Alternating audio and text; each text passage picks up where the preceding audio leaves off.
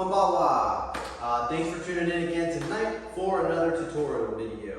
In this video, I'm going to go over what is called Neko-Ashi Dachi, or the cat stance in traditional karate. It's a funky looking stance if you don't practice karate, but it has a lot of practical applicability, and it teaches you how to move correctly forward, back, in that 45-degree angle. So let's get right into it. So I'm going to show you the basic posture of the cat stance from a front view. Okay, front view, foot is out in front. I'm going to flex my calf, almost like I'm going on the ball of my foot, right?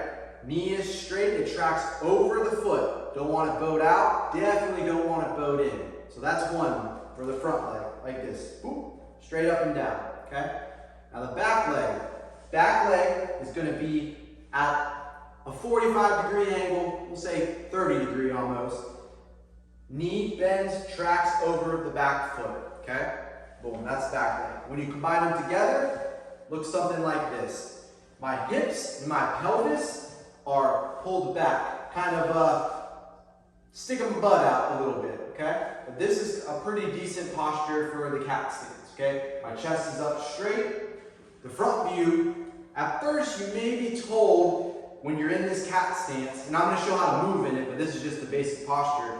When you're first in this cat stance, to stand really, really square, okay? As you get a little bit better at it, and you kind of understand its applicability, you'll be slightly angled. Not completely sideways, but you'll be at a little bit of an angle, right? There's a lot of different reasons why, but for now, basic posture. Knee bent, ball of the foot constantly flexing that calf muscle up, back foot is flat, both knees are bent, okay? At first, you should have 100% of your weight on your back foot, okay? At first. As you get better, you're going to learn how you divide it. Most of the weight will always be in your back leg, but you're going to have a little bit of a fluctuation between the front and the back, okay?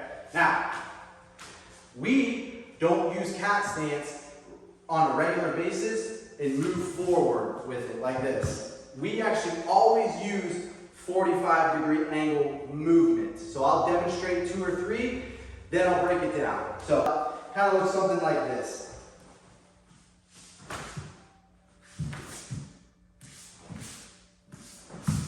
Okay?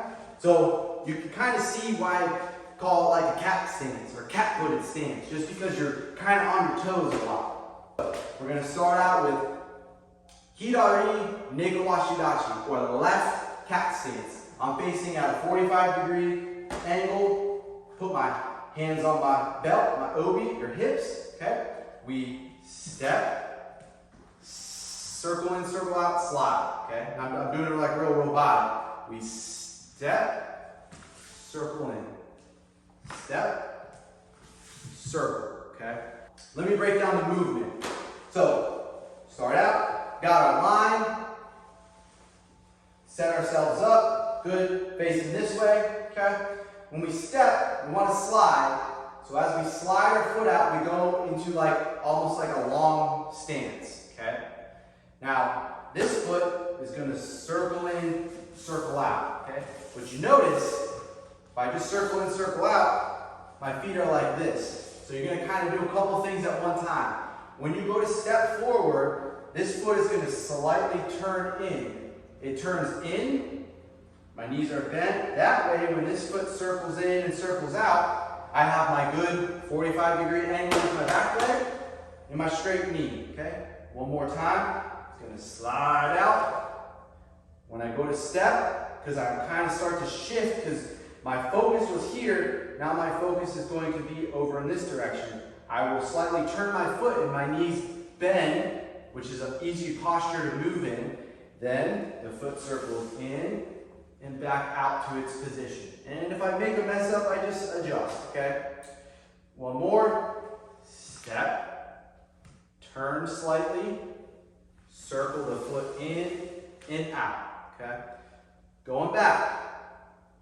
Gonna take my foot, circle it in, shoot it back at a 45. Make sure you don't go behind yourself. 45. and all I do simply is suck that front foot up. Okay, now it happens quicker, it looks a little weird when you do it slow, but again, circle, get to this position, slide that foot up, and then sink.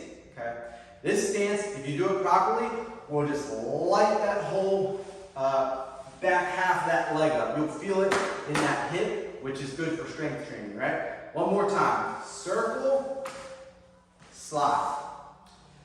A couple things you gotta look out for is, first and foremost, using your angles.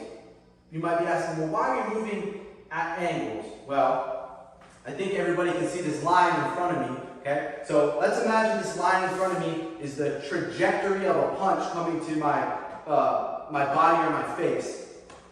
I can fight linear, meaning this punch is coming at me and I can fight straight in front of me, but I can also fight straight in front of me, then step off at that 45 degree, that punch is going there, I'm angled, I'm able to attack the person.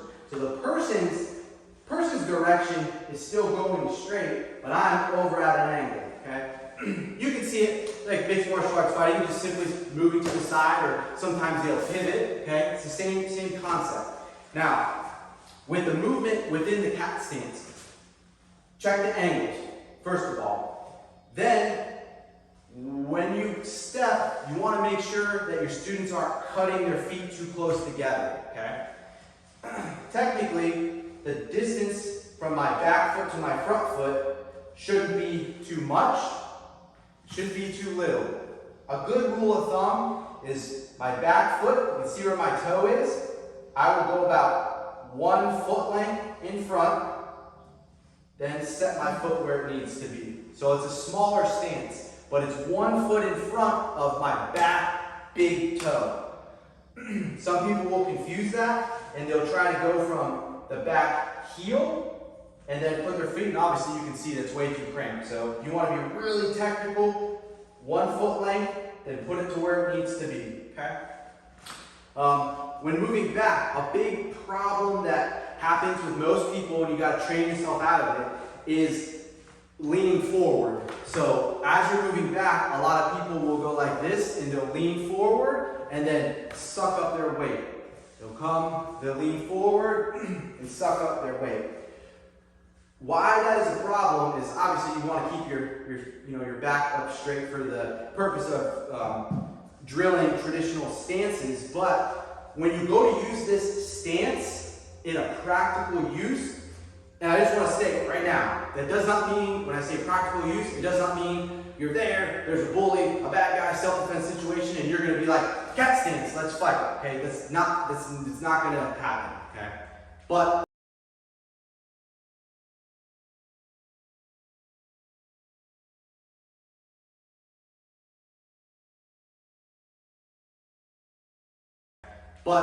the cat stance teaches you how to very swiftly be light on your feet to go in for an attack and out for an attack. Because when you go in for an attack, you push off of your back foot. When you retreat, you push off your front foot. And with the cat stance, you're constantly shifting between one foot or the other. So if your student is in cat stance, always leaning forward, coming back, when he or she goes to spar and their hands are up, when somebody goes to attack them and they need to step back, they're not gonna step back, keeping their composure and keeping their posture correct. They're gonna develop a habit of stepping back and leaning forward, which is just gonna get them nailed. Boom, boom, boom. So you want to kind of nip that in the butt as soon as it first happens, using the structured cat stance. That is really about it for the basics of the cat stance. I'm not going to go like super in depth about it. Move at 45-degree angles. Make sure the distancing, the width, and the length of it is correct. And the width of your cat stance is pretty much the same as with every other stance. It's about under your shoulders. Not too far out, not too close in. I would say that my front foot, I guess it's a little narrow, more narrow than your shoulders, but my front foot, if I have a mirror in front of me or in the camera you'll be able to see, I shouldn't really be able to see my heel or my Achilles tendon of my back foot. So this is kind of like a hiding stance. And the pulling your hips back and posturing, a lot of people will say, well, you're pulling your hips and your groin back so you don't get kicked in the groin. I can pull it back as far as I want to, but if somebody does a roundhouse, the roundhouse comes from here, it's going to get in. So I don't think that it's it. I think it's proper posture and leg strengthening, because as you move through the cat stance, you are always low. So you never like stand up and fall into it, stand up and fall into it. You are always low, low, going forward, low, low. So it's like a constant workout on those hips. I'll put out another video with more specifics, or if you have any questions, please comment. I can answer it there or answer it in another video. Appreciate you tuning in. Please subscribe and support and give me a like. Thank you.